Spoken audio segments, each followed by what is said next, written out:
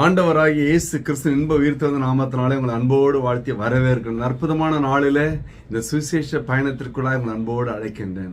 ஆண்டவர் ஒவ்வொருத்தருக்கும் ஒரு ராஜ மேன்மை வைத்திருக்கிறார். நமக்கு ஒரு ராஜ மேன்மை உண்டு. இந்த பூமியில பிறந்திருக்கும் ஒவ்வொருவருக்கும் ஒரு மேன்மையை கொடுத்திருக்கிறார். அந்த மேன்மையை பெற்றுக்கொள்ளத்தக்கதாக நம்மையும் அழைத்திருக்கிறார், ஆசீர்வதித்திருக்கிறார். ஆண்டவரை குறித்து பார்க்கும்போது, பிறக்கும் போதே யூதருக்கு ராஜாவாக பிறந்தவர் எங்கே என்று தேடினார்கள். பிளர்ந்து வளர்ந்த பிறகு வாழ வேண்டிய வயதுல சிலுவையில் அறைந்து தொங்க விட்டு இவனே யூதருக்கு ராஜா என்று சொன்னார்கள். இன்று ஆண்டவர் பரலோகத்திலே அவரே ராஜாதி ராஜாவாக வீற்றிருக்கிறார். ஹல்லேலூயா! இயேசு மகாராஜா. இந்த இயேசு மகாராஜா அவருடைய மேன்மையை நமக்கு கொடுத்திருக்கிறார். அவருடைய மேன்மை அதுதான் முக்கியம். பாருங்களேன், இது மனுஷனுடைய மேன்மை அல்ல, இயேசு மகாராஜாவின் ஒரு மேன்மை. 1 பேதுரு 2:9 படி நம்மை அந்தகாரத்திலிருந்து நம்முடைய ஆச்சரியமான ஒளியினிடத்துக்கு வர வழத்தினுடைய புண்ணியங்களை அறிவிக்கும்படிக்கு தெரிந்து கொள்ளப்பட்ட சந்ததியாயும் ராஜரீகமான ஆசாரிய கூட்டமாயும் பரிசுத்த ஜாதியாயும் அவருக்கு சொந்த ஜனமாயும் இருக்கிறீர்கள். ஹல்லேலூயா! ஹல்லேலூயா! என்ன ஒரு ரகசியம் பாருங்க. நம்ம எப்படியெல்லாம் அந்தகாரத்தினின்று ஆச்சரியமான ஒளியினிடத்துக்கு வரவழைத்துட்டு எதுக்கு வர வச்சாரு? அவர் புண்ணியங்களை அறிவிக்கிறதுக்கு. சொந்த புராணம், சுய புராணம், சுய லாபத்துக்கு, வியாபாரத்துக்கு அல்ல. தெரிந்து கொள்ளப்பட்ட சந்ததி அப்படின்னா நம்ம எவ்வளவு தூரம் நம்மளை முன்குறித்திருக்கிறார் பாருங்க. நம்ம ராஜரீகமான ஆசாரிய கூட்டம், பரிசுத்த ஜாதி, அவரோட சொந்த ஜனம். ஹல்லேலூயா! ஏன் நம்மளை இவ்வாறு எடுத்துக்கொள்ள வேண்டும்? என்ன காரணம்? ஏசாயா 62:3 சொல்லுகிறது, நீ கர்த்தருடைய கையில் அலங்காரமான கிரீடமும் உன் தேவனுடைய கரத்தில் ராஜ முடியுமா இருப்பாய். ஹல்லேலூயா! எப்படி நம்மளை உபயோகப்படுத்துறாரு பார்த்தீங்களா? என்ன மாதிரி எழுதி வச்சிருக்காரு பாருங்க. நீங்க உங்களை குறித்து கேவலமா குறைவா பேசக்கூடாது. முதல்ல தாழ்வு மனப்பான்மை தூக்கி போடணும். அடுத்தவங்களை பார்த்து, அடுத்தவங்க வீட்டில் இருக்கிற கணவன் மனைவி பிள்ளைகளை பார்த்து, அடுத்தவங்க காரை பார்த்து, வீட்டை பார்த்து எனக்கு இல்லையே என்ன உங்களை தாழ்வாவே நினைக்க கூடாது. உங்களுக்குள்ள இருக்கிறது ஆண்டவர். ஹல்லேலூயா! உலகத்தில் இருக்கிற பெரியவர். நீ யாரு? கர்த்தருடைய கையிலே அலங்காரமான கிரீடம். உன்னை அலங்கரிக்க அவர் அலங்கோலமானாரே. அதை மறந்துடக்கூடாது.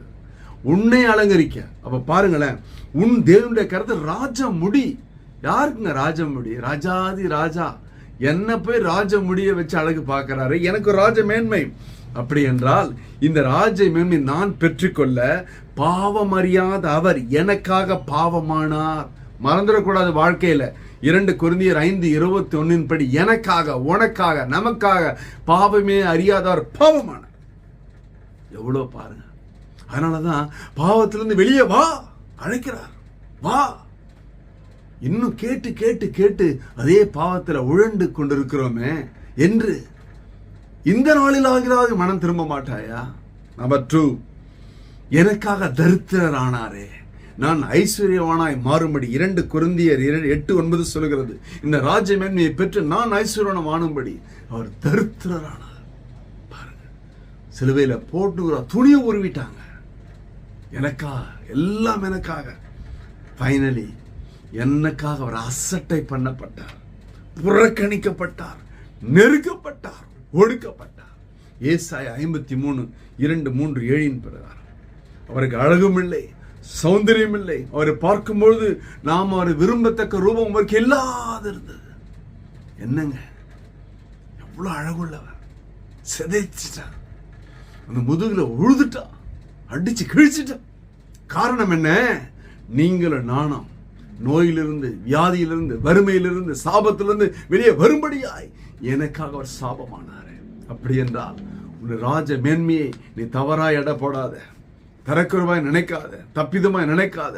நீ கர்த்தருடைய கையிலே ஒரு அலங்காரமான கிரீடம். கர்த்தருடைய கரத்தில், தேவனுடைய கரத்தில் ராஜ முடி. ஹல்லேலூயா! கர்த்தருடைய பரிசுத்த நாம ஸ்தோத்திரம் உண்டாவதாக. அதை ஒரு நாளும் மறந்து போகாத. ஒரு விசை கண்களை மூடுவோம். ஹல்லேலூயா! ஹல்லேலூயா! ஹல்லேலூயா! அப்பா ஸ்தோத்திரம் ஆண்டவரே. அற்புதமான ஆசீர்வாதப்பட்ட திருநாளில் பார்த்து கொண்ட பிள்ளைகளோட வாழ்க்கையில அவர்களுடைய ராஜ மேன்மையை கொடுத்து ஆசீர்வதிங்கப்பா.